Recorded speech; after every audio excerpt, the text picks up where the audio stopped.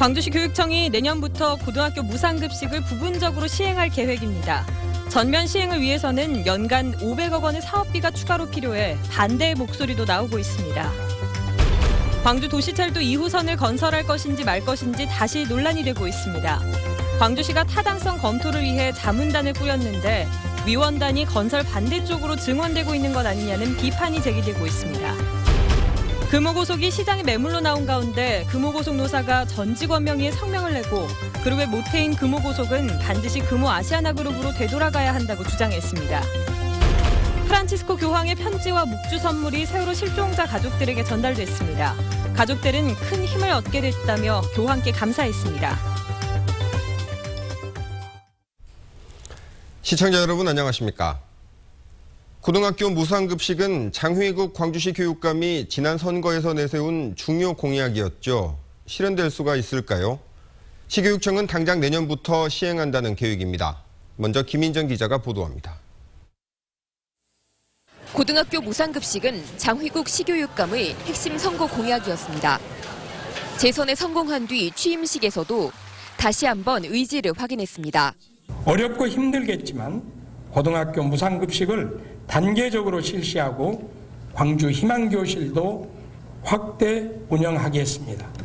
시행은 당장 내년부터가 될 것으로 보입니다. 목표는 임기 안에 전면적인 시행이지만 내년부터 모든 고등학생에게 무상급식을 하기는 어렵습니다.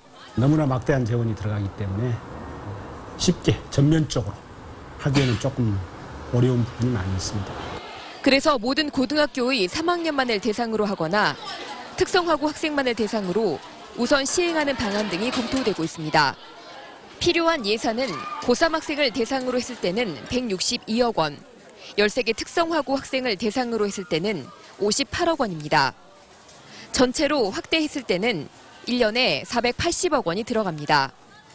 예산 규모에서 차이가 있지만 어느 경우에도 교육청 재정만으로는 감당하기 쉽지 않다는 점에서 예산 확보 여부가 관건이 될 전망입니다.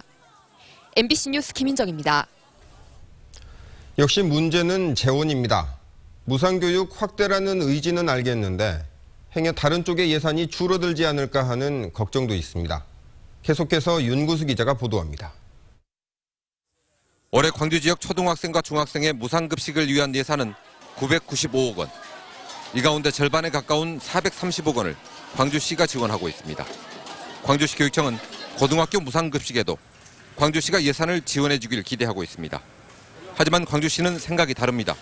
일지역도 아니고 내 인수위에다가 다 보고된 상황이고 좀 내년도 예산 자체에서는 엄두도 못 내고 있습니다. 장휘국 교육감은 오는 주말에 열리는 지역 국회의원과의 간담회에서 돌파구가 마련되기를 바라고 있습니다.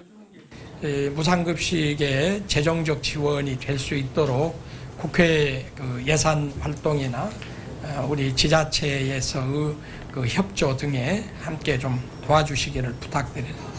정부나 자치단체의 도움을 받지 못하더라도 고등학교 무상급식은 내년부터 추진될 가능성이 높습니다.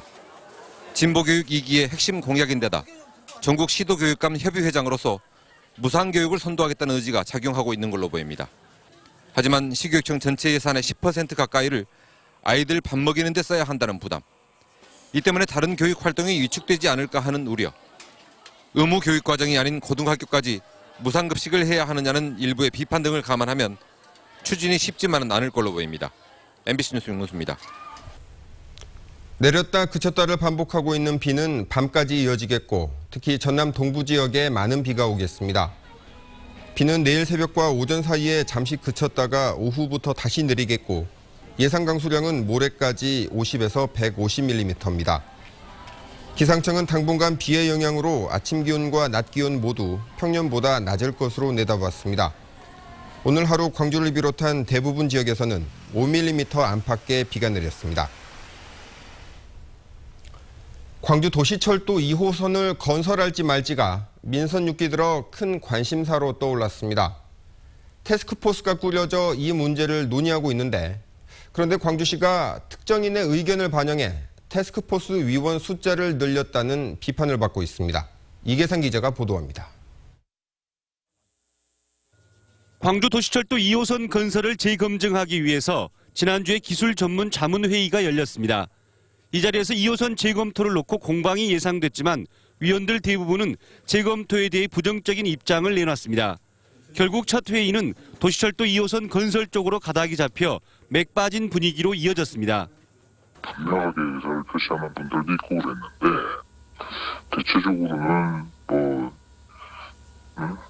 좀 부정적인 기조가 굉장히 강했습니다.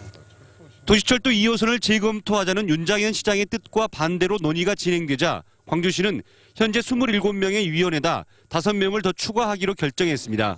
그런데 추가된 위원들이 인수위원을 지낸 대학 교수의 추천을 받아서 현행 도시철도 건설 방식에 부정적인 입장을 가진 인물들도 보강됐습니다. 다양한 목소리를 더 들어보자. 그래서 그런 각 분야에 계신 분들의 목소리를 듣기 위해서 추가로 5분을 선임을 했어요. 광주 도시철도 2호선 재검토를 위한 태스크포스는 무려 4차례나 증원된 것으로 확인됐습니다. 폭넓게 의견 수렴을 하겠다는 취지는 좋지만 미리 정해진 결론을 내기 위해서 자문위원을 늘리는 것 아니냐는 비판이 제기되고 있습니다. MBC 뉴스 이계상입니다. 창작의 자유 논란으로 인한 광주 비엔날레 20주년 특별전 파행이 장기화할 조짐을 보이고 있습니다. 광주 비엔날레 재단은 세월 5월 작품 전시 유보로 불거진 파행을 수습하기 위해 오는 21일 자문위원회를 열 예정이었지만 위원장인 강현균 화백이 전시 여부를 결정할 수 없는 자문회의는 열지 않겠다는 입장을 전해왔다고 밝혔습니다. 비엔날레 재단은 다음 달 16일 대토론을 열어 세월 5월 전시 여부를 논의하자는 입장이지만 특별전 참여 작가들의 반발이 거세지고 있어서 파행이 길어질 것으로 보입니다. 김종덕 문화부 장관 후보자는 대통령 풍자작품 논란과 관련해 예산상의 불이익을 주지 않겠다는 입장을 밝혔습니다.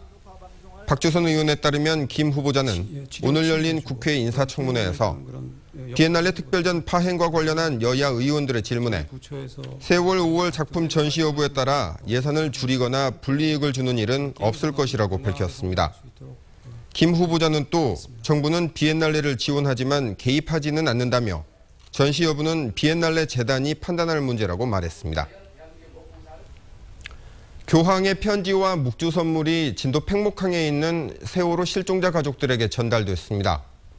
가족들은 자신들의 눈물과 호소에 응답해준 교황에게 감사해야 했습니다. 김양훈 기자입니다. 교황의 깜짝 선물이 팽목항에 도착했습니다. 프란치스코 교황이 세월호 참사 실종자들에게 남긴 위로의 편지입니다. 교황의 편지 내용이 낭독된 뒤 복사된 편지가 실종자 10명의 가족 모두에게 전달됐습니다. 편지에는 한국 방문 기간 내내 세월호 참사 희생자들과 실종자들 그리고 가족을 위한 기도를 잊지 않았습니다라는 내용이 담겨 있습니다. 하루빨리 부모와 가족의 품으로 돌아올 수 있도록 보살펴 주옵소서. 실종자 가족 여러분 힘내세요. 실종자 가족 여러분 사랑합니다. 아직까지 발견되지 않고 있는 실종자 10명이 돌아오길 기도하겠다는 부분이 낭독되자 가족들은 참았던 눈물을 흘립니다. 실종자 가족들은 가족들의 염원이 담긴 편지를 잊지 않고 답장해준 교황의 마음에 감사를 표했습니다. 큰 아픔을 대변하는 저희를 잊지 않으셨습니다. 저희의 눈물과 호소에 응답해 주신 교황님께 깊이 감사드립니다. 정말 감사합니다. 교황 문장이 새겨진 묵주도 가족들에게 전달됐습니다. 세월호가 잊혀지는 것이 두려웠던 실종자 가족들. 희망을 위해 함께하고 있는 사람들이 있다는 사실에 다시 한번 힘을 내고 있습니다. MBC 뉴스 김양훈입니다. 전국의 교육감들이 세월호 특별법 제정과 유가족 김영호 씨의 단식 중단을 호소하며 24시간 동조 단식에 들어갔습니다. 전국 시도교육감 협의 회장인 장휘국 광주시 교육감은 1일 단식에 들어가며 발표한 호소문에서 37일째 단식 중인 유민희 아버님이 눈앞에서 죽어가는 모습을 더 이상 보고 있을 수 없다며 저희들이 나설 테니 단식을 중단해달라고 호소했습니다. 특별법 제정을 촉구하는 이번 동조 단식에는 장 교육감을 비롯해 전국 10개 시도의 교육감이 참여하고 있습니다. 광주시 지역아동센터 연합회는 광주시 교육청 앞에서 집회를 열고 방과후 학교 공익재단 설립을 결사 반대한다고 밝혔습니다. 지역아동센터 연합회는 공교육 정상화라는 명분 아래 추진되는 방과후 학교 공익재단은 재정 부담이 클 뿐 아니라 다양한 방과후 학습을 저해야 할 것이라며 재단 설립을 중단하고 지역 아동센터를 활성화시키라고 요구했습니다.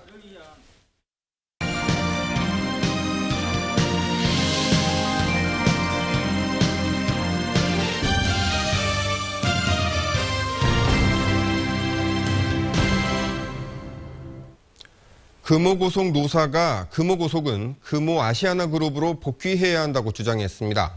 금호고속 노사는 전 직원 명의의 성명을 통해 최근 금호고속 재매각에 나선 사모펀드가 먹튀 논란을 일으키고 있어 심각한 우려가 제기되고 있다며 사모펀드는 당초 약속한 대로 금호고속을 금호아시아나그룹으로 돌려줄 것을 촉구한다고 밝혔습니다. 노사는 지난 2012년 금호고속을 인수한 사모펀드가 실질적으로 900억 원의 회사를 인수하고도 최근 재매각 희망 가격으로 6천억 원대를 제시하고 있다며 이같이 주장했습니다. 기아자동차 광주 공장이 오는 22일 하루 동안 부분 파업에 들어갈 예정입니다. 기아차 광주 공장과 금속노조 기아차 지부에 따르면 기아차 노조는 오는 22일 주간과 야간 각각 2시간씩 부분 파업을 결정했습니다.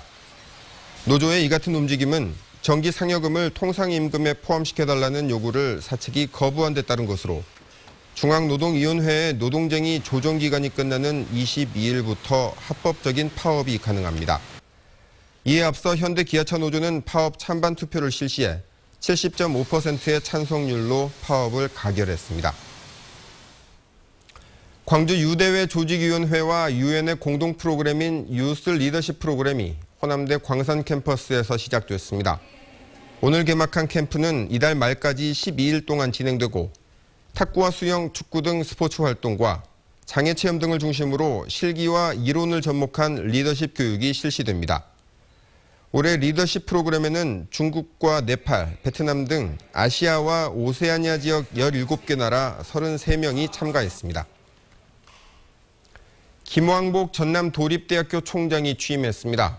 김 총장은 취임사에서 창의적인 전문기술 인력을 양성하고 남도의 전통문화와 산업체를 연결하는 것은 물론 지역 공동체와 화합하는 열린 대학을 만들어가겠다고 밝혔습니다. 김 총장은 조선 이공대 총장과 광주시 교육청 부교육감 등을 지냈고 지난 6.4 지방선거에서 광주시 교육감 선거에 출마했다가 낙선했습니다. 나주의 전통문화인 천연염색 체험학습이 동신대 박물관에서 진행됐습니다. 여수 중앙여고 학생 100명은 동신대 박물관을 방문해 치자 등 천연 염료를 이용해 머플러를 직접 염색해보며 전통 염색 문화를 체험했습니다. 동신대 박물관은 학생들이 전통 문화를 즐기며 이해할 수 있도록 박물관 전시물 탐방과 천연 염색 배우기 등 문화체험 프로그램을 상시 운영하고 있다고 밝혔습니다. 한국 단편문학을 소재로 한 첫 애니메이션 영화 메밀꽃 운수 좋은 날 그리고 봄봄이 오는 23일 광주극장에서 개봉합니다.